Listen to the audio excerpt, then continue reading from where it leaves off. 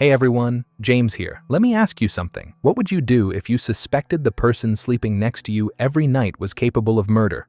Would you have the courage to pick up the phone and make that call? Today's case is about a woman who faced exactly that choice, and what she decided changed everything. But before we get to that moment, we need to talk about Valentine's Day 2009 and a young woman who should have made it home that night. Ever notice how some people have this magnetic quality?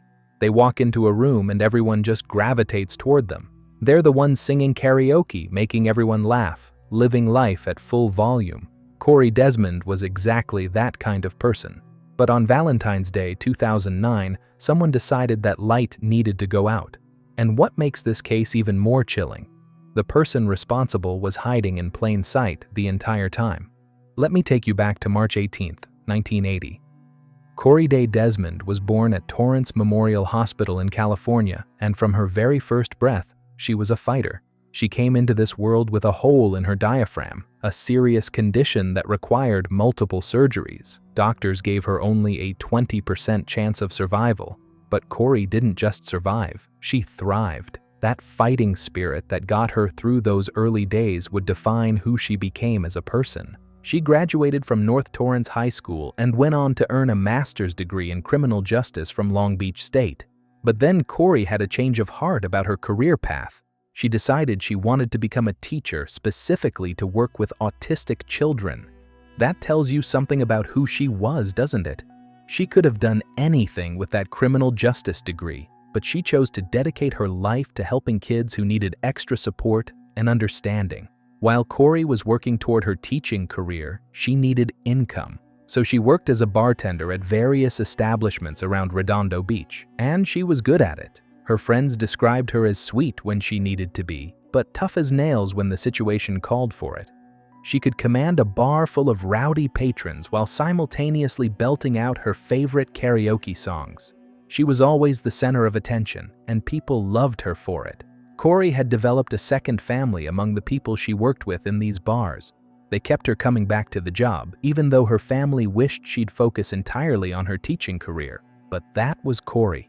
She was loyal to the people who mattered to her. February 14, 2009. Valentine's Day. Cori had a shift at the bar where she worked, scheduled to end at 9:30 p.m. After clocking out, she did what she often did.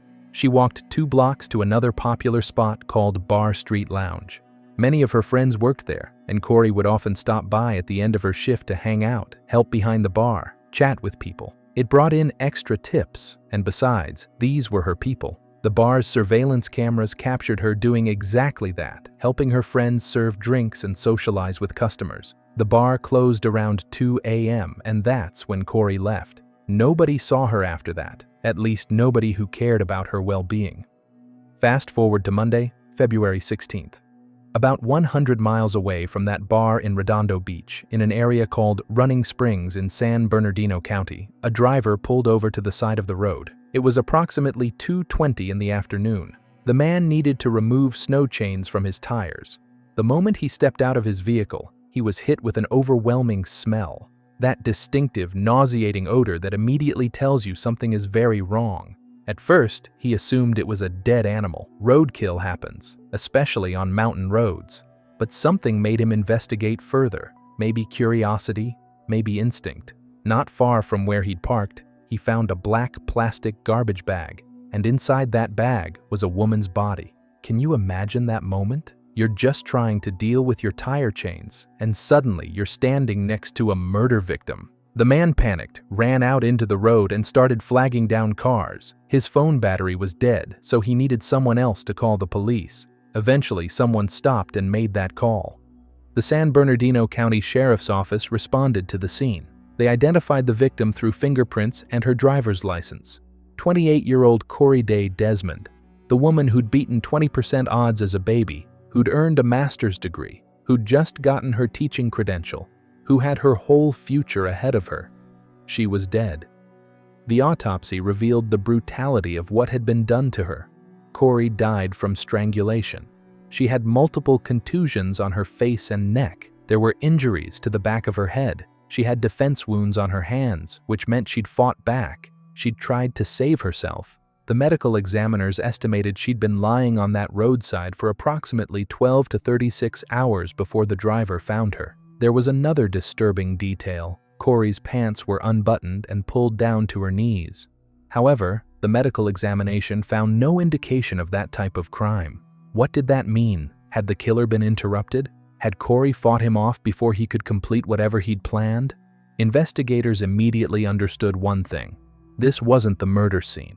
Whoever killed Cori had transported her body to this remote location and left her there, hoping it would take time for anyone to find her, and they'd been partially right. Breaking the news to a victim's family is one of the hardest parts of police work. At the time of her death, Cori was living with her grandmother, Beverly. Imagine being told your granddaughter's body was found in a garbage bag on the side of a mountain road. The shock, the horror, the absolute devastation. Cori's father, Mark, took the news just as hard, but Mark had an advantage that many grieving parents don't have. He understood how the system worked. He knew that sometimes investigations stall because of bureaucracy, warrant requirements, the slow machinery of official procedure. And Mark wasn't willing to sit around waiting for the wheels of justice to turn at their own pace. He decided to conduct his own investigation. Love for his daughter gave him the strength to do what many people couldn't. And the first thing Mark did? He found Cori's Jeep Wrangler. It was sitting in an alley next to the bar where she worked. She'd never made it to her vehicle that night. Mark also discovered something that frustrated him. Cori had disappeared on the night of February 15th, but nobody reported it. Why? Because her grandmother hadn't panicked when Cori didn't come home.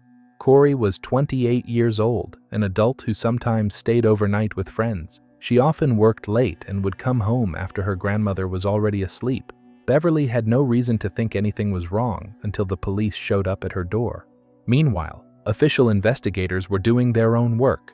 They went to the bar where Cori had worked her shift on February 14th. They talked to employees and confirmed what they already suspected. Yes, Cori had finished her shift at 9:30 p.m. Yes, she'd walked to Bar Street Lounge afterward. She did that frequently. The surveillance footage backed up what witnesses were saying. There was Cori, helping her friends serve drinks, laughing, being herself. But the footage also captured something else, something important.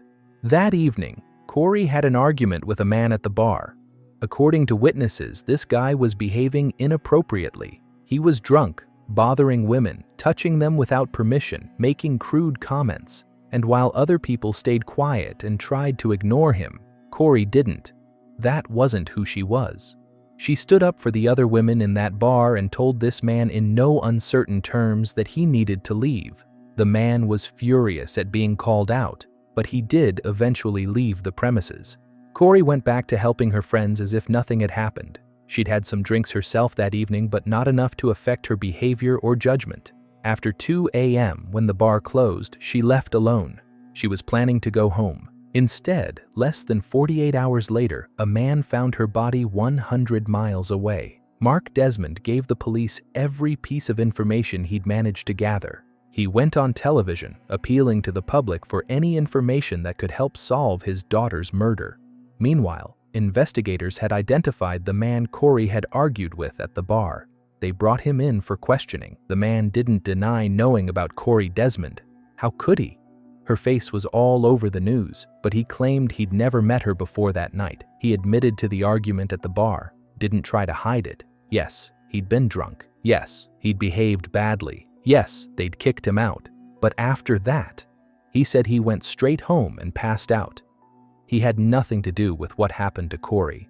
The suspect agreed to everything the police asked. A polygraph test? Sure. Search his house? Go ahead. Search his car? Be my guest. He was either innocent or incredibly confident he'd covered his tracks. Forensic experts examined his vehicle with extreme care. They were looking for anything that could connect him to Cori. Bloodstains, hair, fibers, personal belongings. The car was dirty both inside and out, which initially seemed promising. But after a thorough examination, they found nothing. Not a single piece of evidence linking this man to the crime. The search of his house yielded the same result. Nothing suspicious, nothing incriminating, nothing that suggested involvement in Cori's death. Then came the polygraph test. The investigators were hoping he'd fail it, hoping the machine would reveal what they suspected. But he passed. No significant deception indicated on any of the relevant questions. And then there was his alibi. His wife confirmed that he'd come home before 2 a.m. and immediately went to bed. Cori left the bar around 2 a.m., which meant the timeline didn't work. This man, as unpleasant as he'd been that evening, wasn't their killer. They had to cross him off the suspect list. But that created a massive problem. They had no other suspects. None. Investigators dug into Cori's personal life, looking for anyone who might have wanted to hurt her. Did she have enemies? Had she argued with anyone else recently? Was there an ex-boyfriend, a jealous friend, someone with a grudge? They came up empty. Everyone who knew Cori spoke about her the same way. She was loved, she was kind. Yes, she could be tough when necessary, but she didn't have enemies. Then another detail emerged, and it complicated the timeline even further. The owner of the bar where Cori had worked her shift that evening told investigators something interesting. Around 2:20 in the morning, after the Bar Street Lounge had closed, Cori came back to his establishment. She knocked on the door and asked if she could use the bathroom, but the bar was closed. The owner told her no and suggested she go home instead. Think about that for a moment. At 2:20 a.m., Cori was still in the area, still trying to figure out her next move. She needed a bathroom. She hadn't gotten in her car yet. What happened in the minutes after that conversation? Why didn't she just walk to her Jeep and drive home?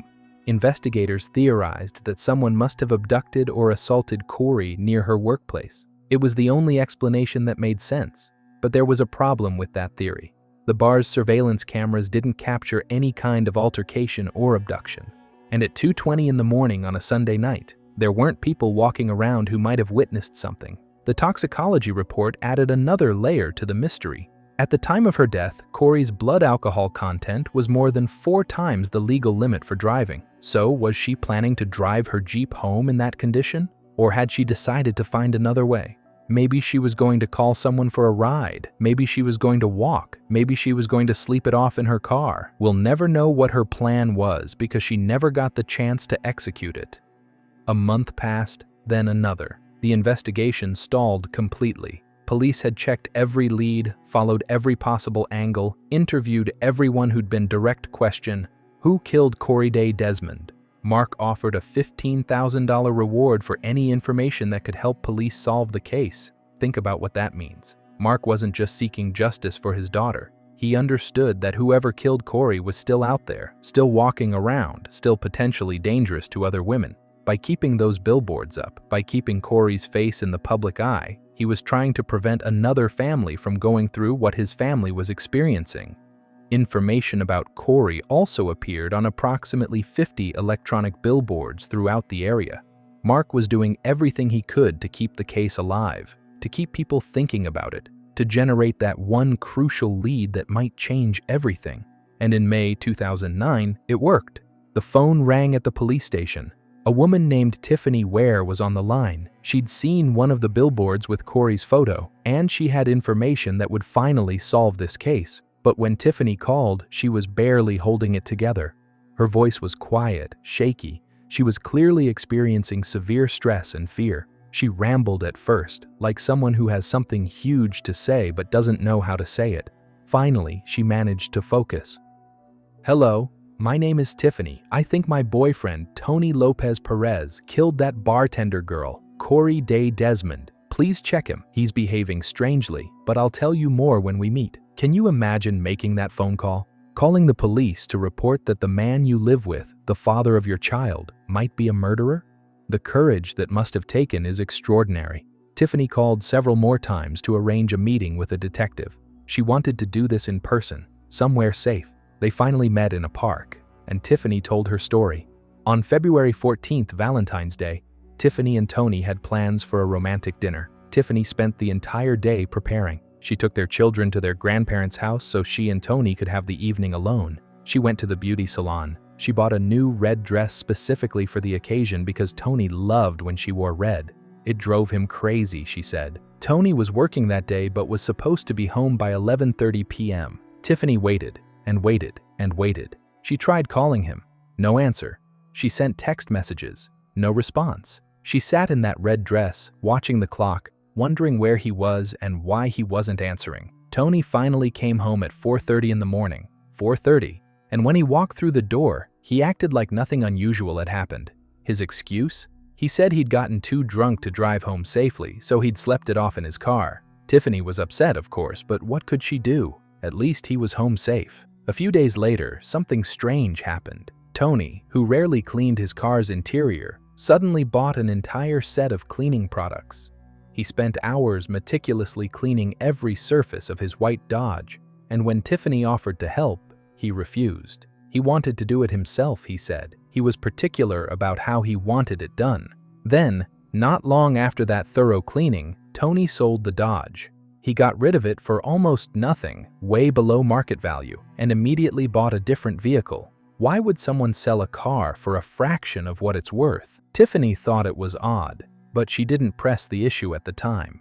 Tony also changed his phone number around this same period. No explanation, no apparent reason. He just got a new number. Individually, these things might not mean much. People clean their cars, people sell vehicles and buy new ones, people change phone numbers. But when you put all these behaviors together, especially knowing they happened right after Cori Desmond's murder, a pattern emerges. The final piece that convinced Tiffany to call the police happened during a trip they took to Big Bear Lake. They were driving along, having a normal conversation, enjoying the scenery. Everything seemed fine. Then, suddenly, Tony pulled the car over to the side of the road. He turned to Tiffany with a strange expression and said something that made her blood run cold. "Do you think this dead girl, what was her name, the bartender, was dumped here? I'm almost 100% sure that the police found her body here." Why would someone say that? Why would you randomly stop your car and speculate about where a murder victim's body had been found unless you already knew? Unless you'd been there before? Unless you were the one who'd left her there? Tiffany and Tony had been together for about 4 years. They had a 6-year-old son together, though they'd never married. By all accounts, Tony was a hard-working man who got along well with everyone. He'd never been in trouble with the law. He came from a large family with 8 siblings. His parents had grown up in the Los Angeles area, and he'd attended high school in Manhattan Beach. On paper, he looked like a completely normal guy. But Tiffany started connecting the dots. Tony's absence on Valentine's Day night, the obsessive car cleaning, selling that car immediately afterward for almost nothing, the phone number change, the strange comment during their trip about where Cori's body had been found, his odd behavior in the weeks following the murder. She didn't want to believe it. How could she? This was the father of her child, the man she'd built a life with. But the evidence of her own observations was overwhelming. Tony Lopez Perez had killed Cori Desmond. Tiffany was almost certain of it, and that's when she made the hardest decision of her life. She picked up the phone and called the police. The investigators needed to handle this carefully. They had a potential suspect, but they needed evidence. They couldn't just show up at Tony's door and arrest him based on his girlfriend's suspicions. They needed Tony to not suspect that Tiffany had told them anything, so they developed a strategy. Tiffany agreed to cooperate fully with the police. She wouldn't tell Tony about her conversation with investigators. She'd act completely normal. When the police showed up to talk to Tony, it would look like a routine interview, just detectives canvassing the area, talking to people, trying to find witnesses in the Cori Desmond case. Nothing to worry about if you're innocent. When investigators knocked on the door, Tony appeared calm, completely relaxed. He didn't seem nervous at all, which is exactly how someone with nothing to hide would act, or how someone who's very good at lying would act. He answered all their questions without hesitation. Did he know Cori Desmond? No, he'd never met her. He'd only seen her picture in the newspapers after her death. He had no information that could help their investigation. Sorry he couldn't be more useful. The detectives left, but they were far from done. They needed physical evidence, and they knew exactly where to look. That white Dodge that Tony had sold shortly after Cori's murder. They tracked down the new owner and explained the situation. Would he allow them to examine the vehicle? The owner agreed immediately. Tiffany had told investigators that Tony thoroughly cleaned the car's interior before selling it. But here's the thing about blood. You can clean it, you can scrub it, you can make it invisible to the naked eye. But with the right tools, forensic experts can still find it. The investigators applied luminol to the car's interior and used an ultraviolet lamp, and suddenly they understood exactly why Tony Lopez Perez had been so desperate to get rid of this vehicle. The interior lit up bright blue, blood everywhere. On the seats, on the carpet, on surfaces that Tony thought he'd cleaned thoroughly. The car was practically glowing. Now they had something concrete. They called Tony and asked him to come to the police station. They didn't tell him about what they'd found in the Dodge. They didn't want to spook him, didn't want him to run. Tony came in voluntarily, still appearing confident and calm. At first, he stuck to his original story. He'd never seen Cori Desmond in person. He only knew about her from the news coverage. But as the interview continued, his story started to shift, small changes at first. Actually, maybe he had seen her that night, outside the bar. He'd whistled at her as he drove by. You know, just a guy noticing an attractive woman, nothing more than that. The detectives noticed these changes, these little cracks in his story. That's when they showed him the photographs, pictures of his old Dodge, the interior glowing blue under ultraviolet light. They told him they'd found crucial evidence in that vehicle, evidence that placed Cori Desmond in his car. Tony's demeanor changed, the confidence evaporated.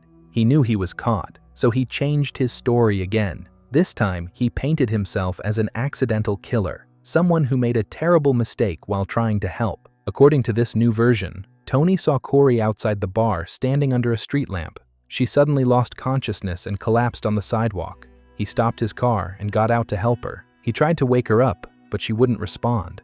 So he started slapping her cheeks, trying to bring her around. When Cori finally opened her eyes, according to Tony, she started screaming. She told him to get away from her, to leave her alone, and Tony panicked. He was scared she'd accuse him of attacking her, scared someone would hear her screaming and think he was hurting her. So he put his hands over her mouth to quiet her down. And somehow, in that moment of panic, he accidentally strangled her.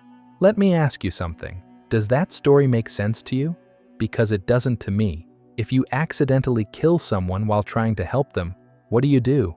You call 911. You try to explain what happened. You don't put the body in your car, drive it 100 miles away, stuff it in garbage bags, and dump it on the side of a mountain road. But that's exactly what Tony claimed happened next. He said fear took over. He was terrified he'd be blamed for Cori's death, so he put her body in the back seat of his car and drove home. He went inside his house, where Tiffany was waiting for him in that red dress, wondering where he'd been on Valentine's Day. He went to bed. According to Tony's statement, he woke up during the night and went outside to see if it was a nightmare. He opened his car door, looked in the back seat, and saw Cori's body. It was not a nightmare, he told detectives. It was true. So what did this man do? Did he call the police and confess? Did he drive to a hospital? No. He went back inside and tried to get some sleep. In the morning, he went to work, with Cori Desmond's body still in his back seat. He drove to work, parked his car, did his job for the entire day, all while Cori's corpse was decomposing in his vehicle. At the end of his work shift, Tony finally dealt with the body. He placed it in 2 garbage bags, drove to Running Springs, and dumped it on the side of the road. Then he went home to Tiffany and their son and acted like everything was normal. Tony wanted everyone to believe this was an accident, a tragic misunderstanding. He was drunk, he was scared, he panicked. He didn't mean to kill anyone. But the physical evidence told a completely different story. Cori had severe injuries to the back of her head, multiple contusions on her face and neck, defense wounds on her hands from fighting back against her attacker. Her pants had been unbuttoned and pulled down to her knees. These weren't the injuries of someone who was accidentally killed by a panicked Good Samaritan. These were the injuries of someone who was brutally attacked. Tony Lopez Perez was arrested and charged with first-degree murder. The next day, he showed police exactly where he'd dumped Cori's body, and the DNA tests came back. The blood found in Tony's old Dodge matched Cori Desmond's blood. There was no more room for doubt, no more alternative explanations. The trial took place in 2011. The coroner, Jack Sheridan, testified about Cori's injuries in detail. Based on the totality of the injuries, prosecutors argued that Tony Perez had attacked Cori with the intention of forcing himself on her. She fought back, she resisted, and when he couldn't get what he wanted, he killed her. Tiffany Ware testified at the trial, and what she revealed was disturbing. She told the jury that in January and February 2009, the months leading up to Cori's murder, Tony had an insatiable appetite for intimacy. Even though they were together almost every day, Tiffany said Tony was never satisfied. He always wanted more. Then, Tiffany revealed something even more disturbing. She said Tony had taken advantage of her while she was heavily medicated for severe back pain and barely conscious on the couch. Once was after the birth of their son. The second time was about a month later.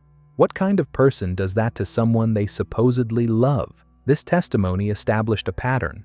Tony Lopez Perez had a history of taking what he wanted from women without their consent. He'd done it to Tiffany, and prosecutors argued he'd tried to do it to Cori Desmond. Perez chose not to testify during the trial. Why would he? His own words would only incriminate him further. But when it came time for sentencing, he finally spoke. He told the court he'd been taught to love and respect those around him, but that he'd veered off course at times.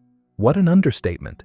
His attorney, Andrew Hanel, stuck to the accident narrative. He argued to the jury that Perez found Cori passed out on the sidewalk, tried to help her, tried to calm her down, and didn't mean to kill her. But how do you explain driving to work with a body in your car? How do you explain the defensive wounds, the head injuries, the pants pulled down? Tony Perez represents exactly what women are afraid of when they walk alone at night. A predator who sees an opportunity and takes it. Someone who views women as objects to be used and discarded. Someone who will lie and manipulate to avoid responsibility for his actions. In July 2011, the jury of 6 men and 6 women found 36-year-old Tony Lopez Perez guilty of first-degree murder.